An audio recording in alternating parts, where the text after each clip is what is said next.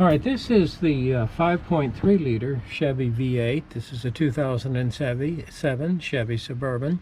This has been a successful engine, I think, for General Motors. They had some problems with their modulated displacement cylinder deactivation system. This particular vehicle does not include that.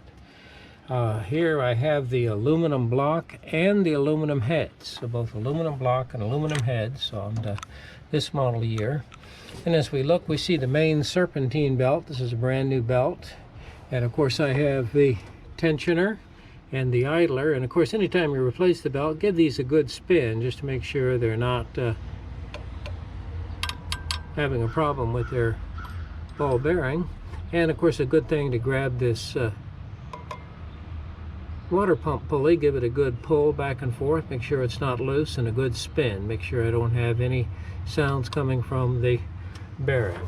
Here you see the power steering pump, and of course here's the alternator. And compared to vehicles of old, this is a very heavy duty alternator, well over 100 amp output. Now hiding down there on the lower right side of the engine is the AC compressor, and it has its own separate belt with its own special tensioner idler, and that one's been replaced also.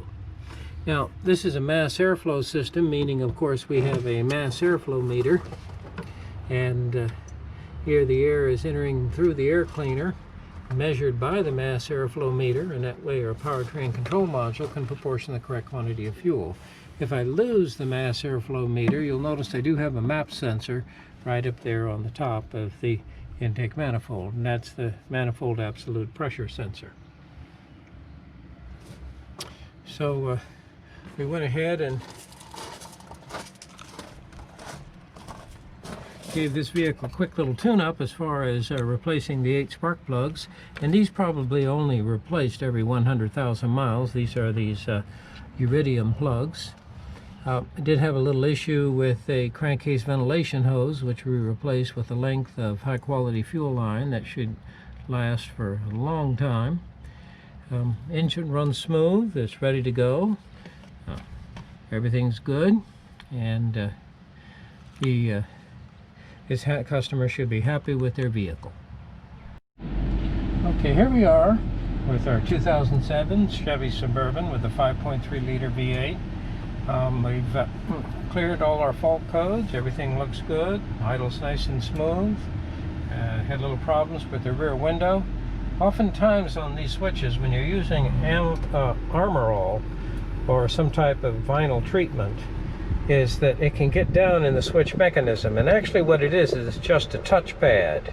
So you get a little bit of material there between the contact of the touchpad and the circuit board, and it doesn't make contact. So by simply taking these apart and then carefully washing them, now when you're using it, electromotive cleaner, usually it will not harm the silicone of the flexible material for the actual touchpad or the printed circuit board, but be careful it doesn't damage the actual plastic housing. A little bit tricky to get those apart.